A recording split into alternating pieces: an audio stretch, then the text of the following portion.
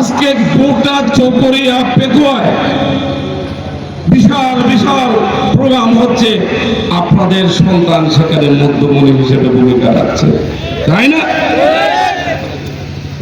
যদি আপনারা সিদ্ধান্ত নেন, কোটাগালীর মানুষ যদি সিদ্ধান্ত নিয়ে কোটাগালীতে তাকে বিফল করে পাস করার সিদ্ধান্ত নেয়, দুলহাজারায় সিদ্ধান্ত নেয়, চিরিঙ্গা ইউনিয়নে সিদ্ধান্ত নেয়, বৃহত্তর চকরিয়া পৌরসভায় বিপুল করে পাস করার সিদ্ধান্ত নেয়, তার শ্বশুর বাড়ি লক্ষ্যার্জনের অপমান জনগণ যদি তার জন্য ভোটের মাঠে নেমে যায়, বড়াইতলের জনগণ যদি তার জন্য মরিয়া হয়ে যায়, পেকুয়া টৈটং বারবাকিয়া রাজাখালী মংলামাতে যদি দাঁড়িপাল্লার জোয়ার শুরু হয়ে যায়, তাহলে প্রিয় হারবাংবাসী আপনাদের করণীয় কি হতে পারে?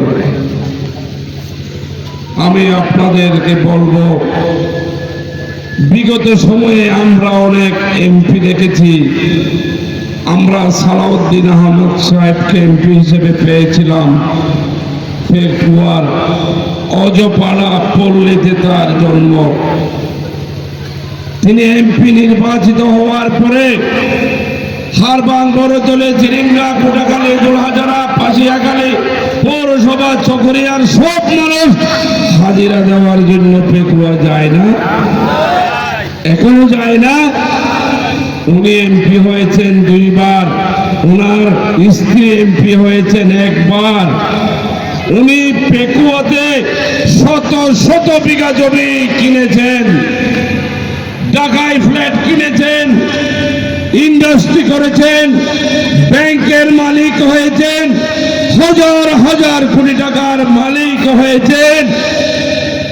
দুর্ভাগ্য হলেও সত্য, চকরিয়ার বুকে নির্বাচিত এমপি মহোদয় চকরিয়ার কোন জায়গায় 1 ইঞ্চি মাটি ক্রয় করে আমাদেরকে সম্মানিত করেন না।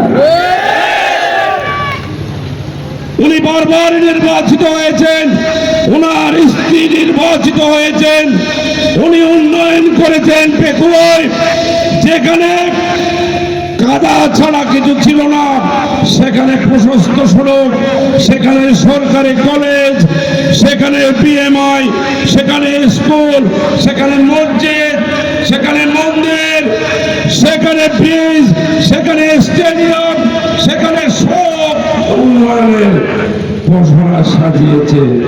নতুন উপজেলা ঘোষণা করেছে, নতুন থানা করেছে, মহাসড়ক নিয়ে এসেছে আনোয়ারা বাঁশখালী হয়ে পেকুয়াতে, তাই না? সেই সড়ক শুনছি খুব